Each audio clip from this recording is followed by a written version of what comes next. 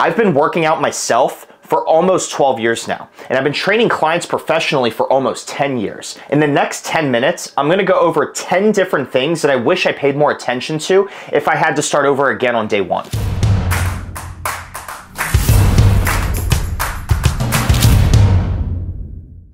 The number one thing I would be doing if I could restart again is focusing on full range of motion of my joints through exploring CARs. CARs are controlled articular rotations. They're basically an expression of what full range of motion looks like through your body, through each individual joint. CARs are how we move bones independently of one another. They're an expression of your current active range of motion. They build physical literacy, that proprioception, that body awareness that makes exercise very productive if you have it, and unproductive if you don't have it. It helps preserve your current ranges of motion, and it's a hedge against injury. So the number one thing I'd be focused on is maintaining my current ranges of motion, because if you don't use it, you lose it. And if you do a lot of weight training like most people do when they first start going to the gym, you lose that range of motion pretty quickly, and CARs are your way of ensuring that you maintain what you currently have. The next thing I'd be focusing on is the ability to irradiate tension.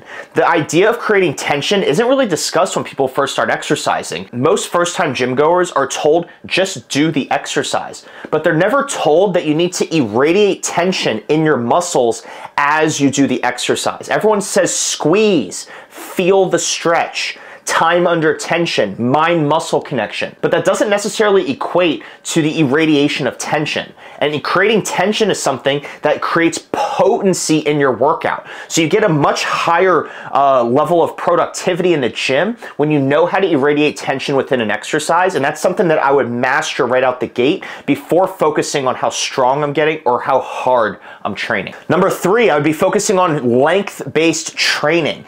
When people first start exercising, they're always so focused on the squeeze of an exercise. Squeeze your glutes, squeeze your chest, squeeze your bicep. But you don't often hear people emphasize the stretch. Lengthen your chest, lengthen your bicep, lengthen your glutes through a deadlift. Length-based training also helps preserve ranges of motion, because when you focus on the stretched component, guess what? You're emphasizing full range of motion, and you can even create more range of motion through loaded stretching.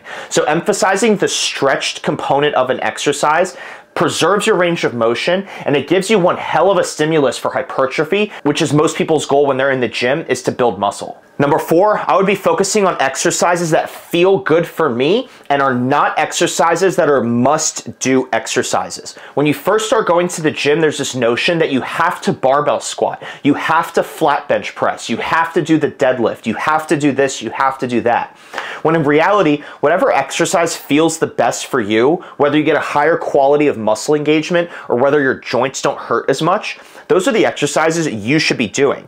And yes, there's something to be said for doing the basics, but don't force the basics. And that's something that I did early on, is I did movements that were deemed necessary and must do because everybody in the gym had done that. And not only did that make my progress less than it could have been, but I also forced my body into positions that it wasn't really meant for. And because of that, I ran into repetitive motion injuries through squats, deadlifts, and bench presses because I was forcing my body into the exercise rather than picking an exercise that fit my body. Number five, it's kind of an extension to number four, is focus on free weight training.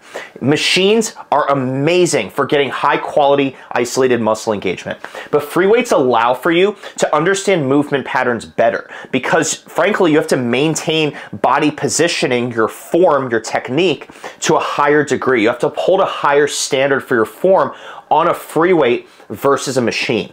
When I first started working out, machines were very attractive. They were very appealing because it kind of just told you to do one thing and you didn't have to focus on other variables. Those other variables are important. They teach you body awareness, they teach you mechanics, they teach you how things kind of work interdependently in synergy with one another so that you have a better understanding of how the body actually functions and you can exercise more productively. Free weight training is very important, but that doesn't mean you force your body into a free weight just for the sake of it. If a free weight barbell squat does not feel good, feel free to do a machine. Because again, at the end of the day, forcing your body into an exercise is not a good idea, but mastering free weight exercises as a broad rule of thumb is probably good practice, and I would definitely do that if I was starting over again. Number 6, I wouldn't rely on protein powder or mass gainer shakes for supplementation of protein or calories. And the reason for that is because real food is going to give you way more bang for your buck. In my experience, real food gives you much higher quality results. You get way more nutrient density, it's way more bioavailable, meaning your body can actually digest it, and in the long term, it's a lot healthier for you. Which leads us into number 7, where I would focus more on digestive health. Digestion isn't something that's often discussed in the gym. Eating calories for the sake of calories is something that a lot of young guys like I did starting their fitness journey just to put on weight for the sake of putting on weight. But at no point was there any regard for if you're digesting your food.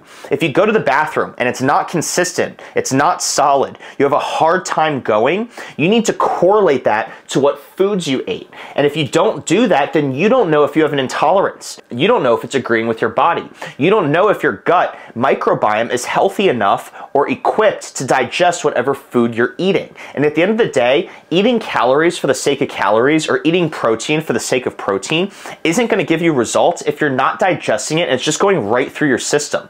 Not only is that not allowing you to build muscle, but it's also putting your body in a state of inflammation, which makes it harder to sleep, it makes it harder to look good, it makes it harder to recover, and it makes it harder to train properly, which is where the stimulus for building muscle ultimately lies. So digestion is number 7 on the list, followed by number 6 being no supplementation for protein or calories. Number 8 is I would prioritize my sleep more. Everyone knows sleep is important, but as someone who first starts going to the gym, all I tried to do was find time to go to the gym, juggling school, juggling work, juggling a social life, juggling the gym itself. Sleep was the last thing on my priority list. I would ensure that I'm getting at least 7 hours of sleep, and it's of high quality sleep. Because at the end of the day, if you can't recover from your workouts, and if your body isn't prepared for the following workout, then at the end of the day, your productivity is going down. Sleep is the most important thing you could be doing, and it's the easiest thing you could be doing. It requires almost no work. You just have to get to bed earlier or find a way to wake up later. For most people, waking up later isn't really an option because of school, work, life obligations. So going to bed earlier is probably a better bet. Number 8 is totally getting more sleep, because I think I would have made a lot more progress in my earlier years, and I would have avoided a lot of injuries because my body would be better prepared for the workout. Number 9 is taking 2 full rest days a week. When I first started working out, I would take no rest days. I would work out every single day, even if it was just calves, even if it was just arms, even if it was just abs. Whatever wasn't sore, I trained. The next day, whatever wasn't sore, I trained again. Nowadays, I take 2 full rest days a week, and it's non-negotiable. And guess what? I've made more progress this year than any year prior, and I work out even less. And it's because I focus on other variables. The other variables being higher quality training, more sleep, getting better supplementation, higher quality digestion, better quality exercise in general, more intensity. The list goes on and on. But what I would do is ensure 2 full rest days a week at least, and make sure that every other variable is in place, because at the end of the day, a full rest day is going to make you way more productive in the subsequent training sessions following it. And number 10 on my list is I would start doing cardio earlier. For guys who start off on the smaller side of things, they were skinnier with less muscle, such as myself. None of us do cardio on any regular basis. And the reason for that is because all we are focused on is getting big. And now it's very hard for me and many people that I know in the same position as myself to get themselves in the habit of doing cardio. Cardio isn't an easy thing to do when you're out of habit. So build the habit early. It'll make you healthier. It'll give you better pumps. It helps you recover from your workouts more. And at the end of the day, if you're a healthier person, your body will be better at growing muscle and burning fat. And cardio is a big part of that, not just for fat loss, but overall health and longevity. And that's something that I would establish pretty early on in my training. So again, that's 10 things that I wish I could redo differently with more attention, more focus. If I had to restart all over again. I've been working out for almost 12 years myself. I've been training clients professionally for almost 10, and I've learned a lot along the way. And even if you've been working out for a long time, start paying attention to these things. The earlier you do it, the better, because these things compound on one another, and once that snowball effect gets going, your progress is inevitable, which eventually makes it where that you don't stop making progress because your discipline